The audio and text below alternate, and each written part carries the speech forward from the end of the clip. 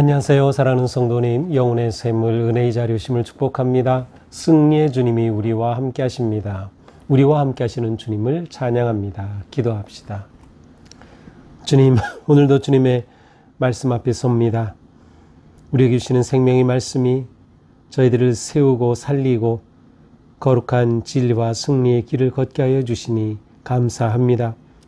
오늘도 주님 주시는 말씀 저희들의 삶의 생명의 양식으로 삼게 도와주시옵소서.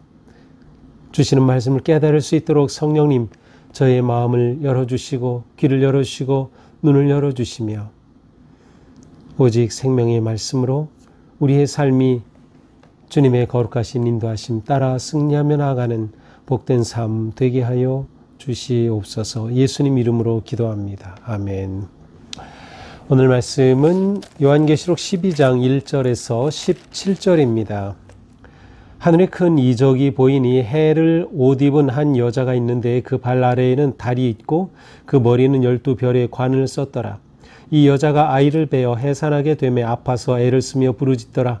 하늘에 또 다른 이적이 보이니 보라, 한 큰 붉은 용이 있어 머리가 7이요 뿔이 10이라 그 여러 머리에 7 왕관이 있는데 그 꼬리가 하늘의 별 3분의 1을 끌어다가 땅에 던지더라. 용이 해산하려는 여자 앞에서 그가 해산하면 그 아이를 삼키고자 하더니 여자가 아이를 낳으니 이는 장차 철장으로 만국을 다스릴 남자라. 그 아이를 하나님 앞과 그 보좌 앞으로 올려가더라. 그 여자가 광야로 도망가매 거기서 1260일 동안 그를 양육하기 위하여 하나님께서 예비하신 곳이 있더라. 하늘에 전쟁이 있으니 미가엘과 그의 전사자들이 용과 더불어 싸울새 용과 그의 사자들도 싸우나 이기지 못하여 다시 하늘에서 그들이 있을 곳을 얻지 못한지라. 큰 용이 내쫓기니 옛 뱀 곧 마귀라고도 하고 사탄이라고도 하며 온 천하를 꿰는 자라. 그가 땅으로 내쫓기니 그의 사자들도 그와 함께 내쫓기니라. 내가 또 들으니 하늘에 큰 음성이 있어 이르되 이제 우리 하나님의 구원과 능력과 나라와 또 그의 그리스도의 권세가 나타났으니 우리 형제들을 참수하던 자 곧 우리 하나님 앞에서 밤낮 참수하던 자가 쫓겨났고 또 우리 형제들이 어린 양의 피와 자기들이 증언하는 말씀으로써 그를 이겼으니 그들은 죽기까지 자기들의 생명을 아끼지 아니하였도다. 그러므로 하늘과 그 가운데에 거하는 자들은 즐거워하라. 그러나 땅과 바다는 화 있을진저 이는 마귀가 자기의 때가 얼마 남지 않은 줄을 알므로 크게 분내어 너희에게 내려갔음이라 하더라. 용이 자기가 땅으로 내쫓긴 것을 보고 남자를 낳은 여자를 박해하는지라. 그 여자가 큰 독수리의 두 날개를 받아 광야 자기 곳으로 날아가 거기서 그 뱀의 낯을 피하여 한 떼와 두 떼와 반 떼를 양육받으매 여자의 뒤에서 뱀이 그 입으로 물을 강같이 토하여 여자를 물에서 떠내려가게 하려 하되 땅이 여자를 도와 그 입을 벌려 용의 입에서 토한 강물을 삼키니 용이 여자에게 분노하여 돌아가서 그 여자의 남은 자손 곧 하나님의 계명을 지키며 예수의 증거를 가진 자들과 더불어 싸우려고 바다 모래 위에 서 있더라. 아멘.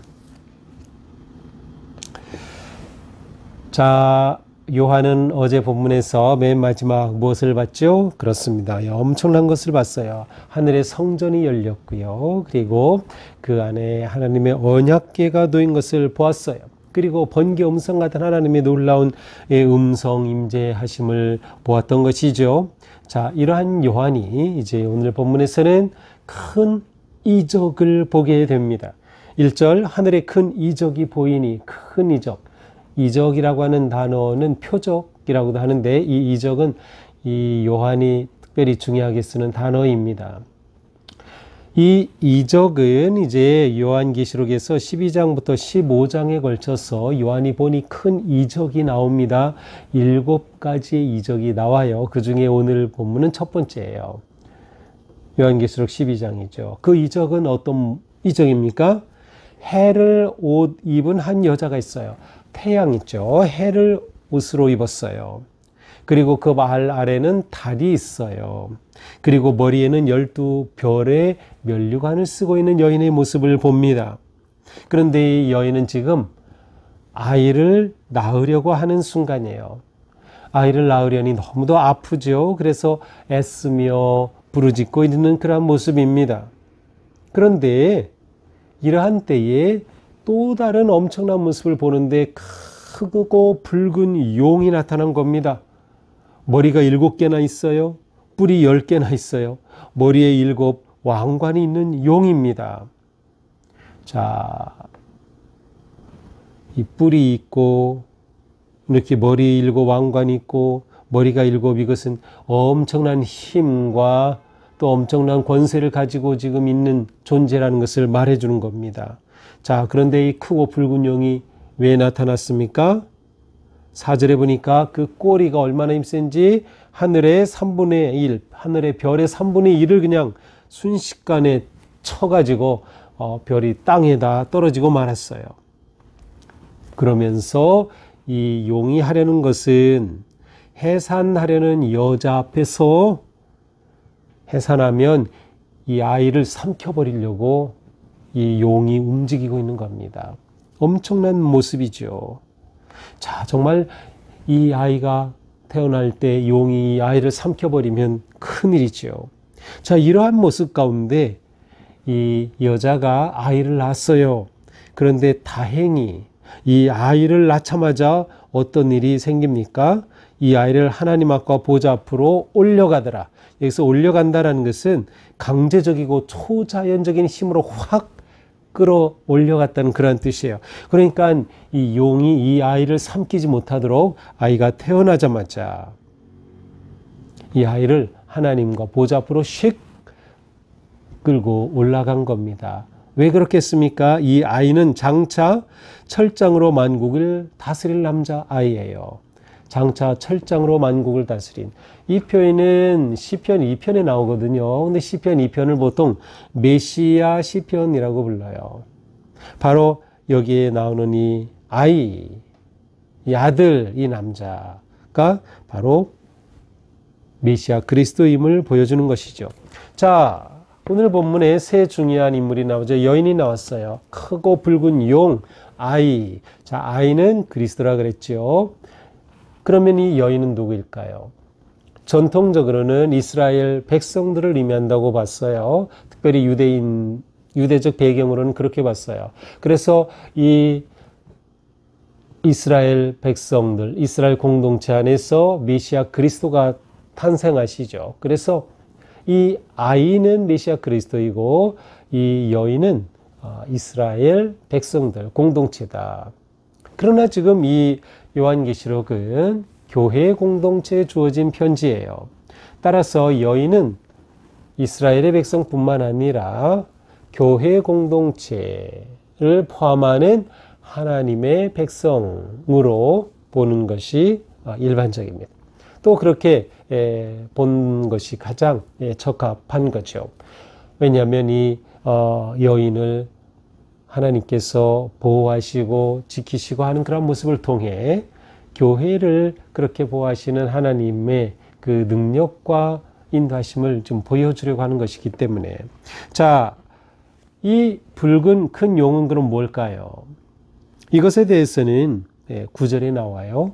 큰 용이 뭐라고 표현해요? 뱀이라고도 하고 마귀라고도 하고 사탄이라고도 하고 천하를 꿰는 자라고도 하고 10절에서는 참소하는 자라고 되어 있어요. 그러므로 이 큰 용은 사탄이다. 사탄이 아이를 삼키려고 했던 거죠. 왜? 이 아이가 그리스도가 앞으로 장차 사탄을 쳐부수고 영원한 하나님의 나라 구원의 역사를 이룰 것을 알았기 때문에 이 용이 그렇게 삼키려고 했던 거예요. 사실 이 요한계시록 기록될 당시 그리스 로마권에서는 신화가 있었는데 우리가 흔히 알듯 그리스 로마 신화예요. 그 중에 최고의 그 주 신이 제우스죠. 근데 이것과 비슷한 그러한 내용의 신화가 이 당시 사람들 누구나 다 잘 아는 그러한 신화가 있었어요. 그것은 이제 제우스에게 애인 레토가 있었는데 이제 제우스와 레토 사이에 아들이 생겼어요. 그래서 이 아이를 낳으려고 합니다. 이 아이는 아폴론이라고 하는 그러한 아이예요. 이 아폴로를 임신했는데 파이손이라고 하는 용이 이 아이를 죽이려고 해요. 왜냐하면 이 아이는 장차 파이손이라고 하는 자기를 죽일 것이라는 것을 알았기 때문이에요. 그런데 이 아이를 죽이려면 언제가 최고의 적기예요? 이 아이가 태어날 때. 그래서 레토가 이 아폴로를 출산한 그때 이 아이를 죽이려고 파이손이 때를 기다리고 찾는데, 다행스럽게도 바다의 신인 포세이돈이 이 레토를 섬에 숨겨줘요. 그런데 이 섬은 바다 속에 있는 섬. 그러니 이 파이손이 이거를 찾지 못해요. 그리고 이 아폴로가 태어났어요. 그리고 아폴로는 태어난 지 나흘 만에 바로 이 파이손을 쳐서 죽인다는 그러한 그 신화가 있는데, 내용이 아주 비슷하죠.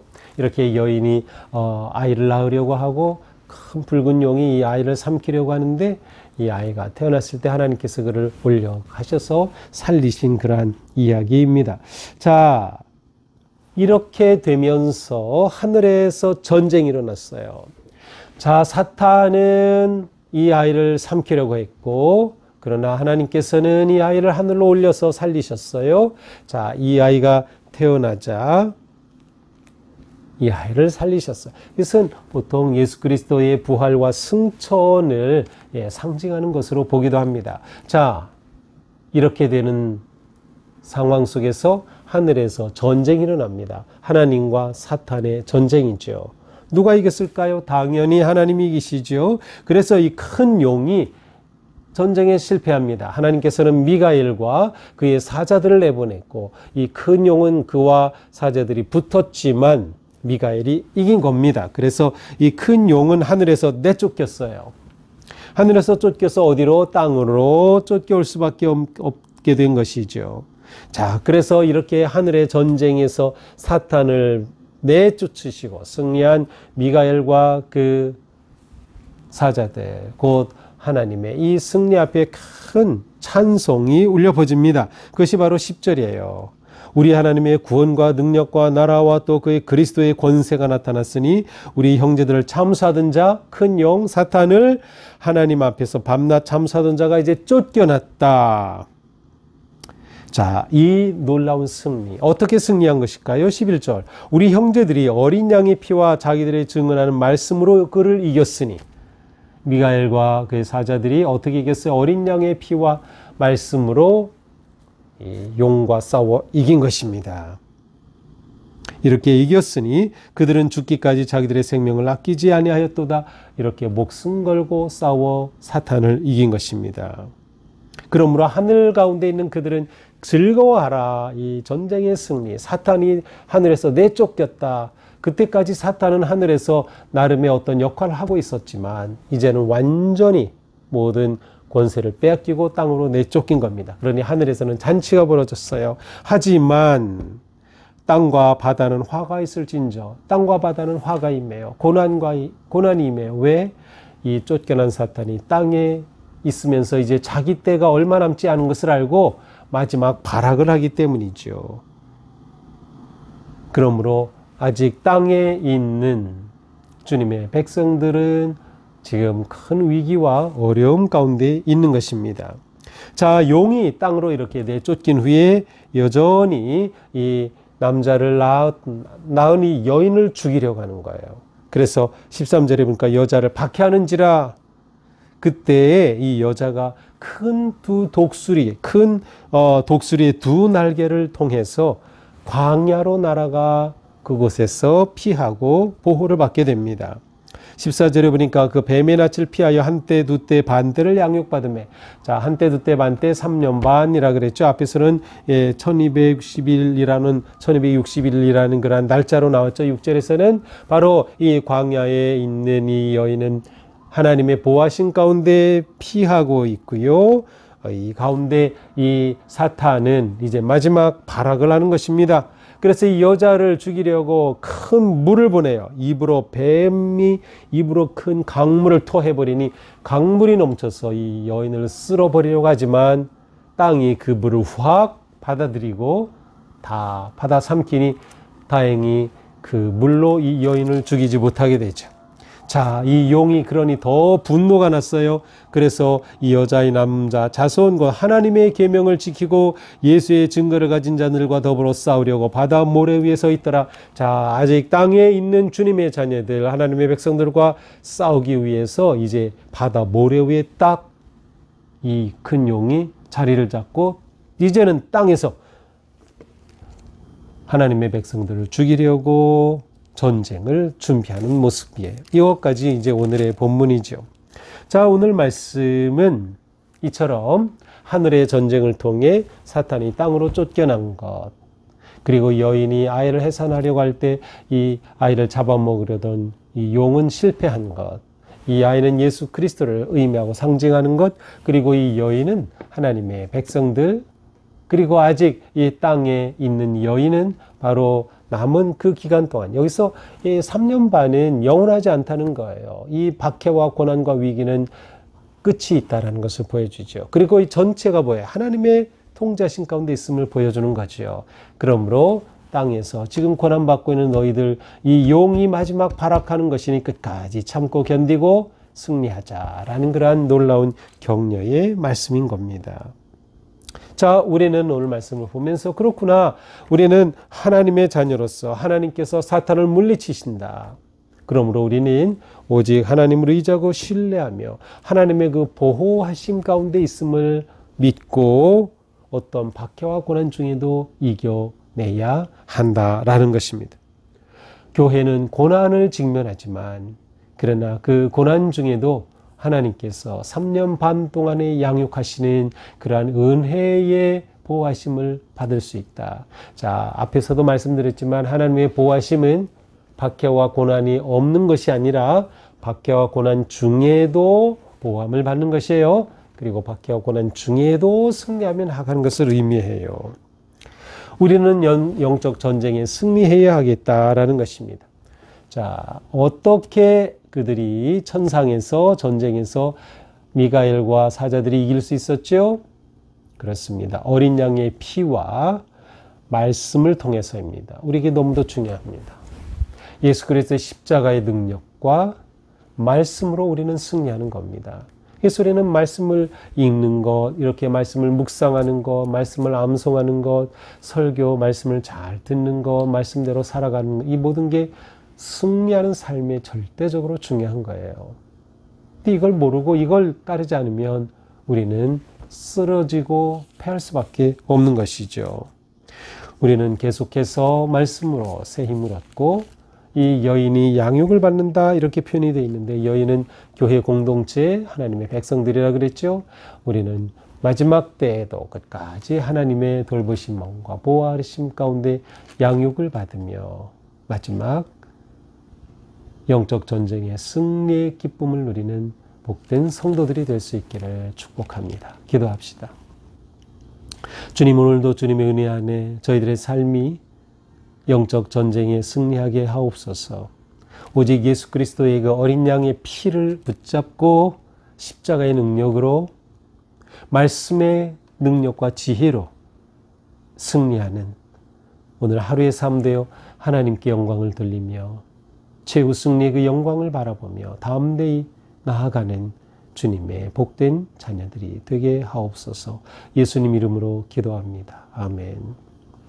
네, 오늘도 어떤 위기와 어려움 가운데서도 우리가 낙담하지 아니하고 하나님이 나를 붙잡고 계시다, 보호하고 계시다 라는 그러한 확신과 믿음으로 또 오늘 주신 말씀으로 승리하는 그런 하루가 되기를 축복합니다. 사랑합니다.